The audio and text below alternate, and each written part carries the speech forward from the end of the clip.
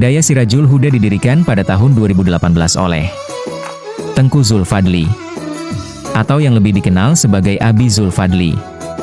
Beliau adalah alumni Dayah Lok Nibong, Aceh Timur, yang dikenal gigih dalam dakwah dan pendidikan Islam di kawasan pesisir Kota Langsa.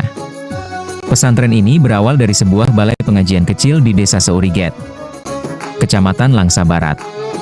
Seiring waktu dan dukungan masyarakat, balai tersebut berkembang menjadi pusat keagamaan yang aktif dan pada tahun 2020 resmi bernama Daya Sirajul Huda, yang berarti pelita petunjuk.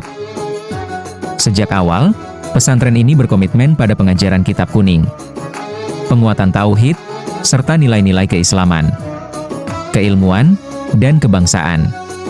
Kini, Daya Sirajul Huda telah menjadi bagian penting dalam jaringan pendidikan Islam di Tanah Rencong, khususnya Kota Langsa.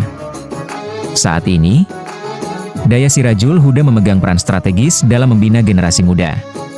Tidak hanya dalam aspek keagamaan, tetapi juga dalam pemberdayaan ekonomi dan sosial masyarakat. Dengan jumlah santri yang terus meningkat, fasilitas pesantren turut berkembang. Mulai dari asrama santri, ruang belajar, musyala, perpustakaan, hingga unit usaha produktif seperti budidaya udang faname. Usaha ini menjadi model pemberdayaan ekonomi lokal di wilayah pesisir Kota Langsa. Pesantren juga membuka diri terhadap ilmu pengetahuan dan teknologi, dengan mengembangkan program pelatihan kewirausahaan, pertanian terpadu, hingga dakwah digital. Semua itu berpadu dalam sistem pendidikan Salafiyah yang tetap dijaga kemurniannya, dengan semangat membina akhlak, menyalakan ilmu, dan menebar manfaat.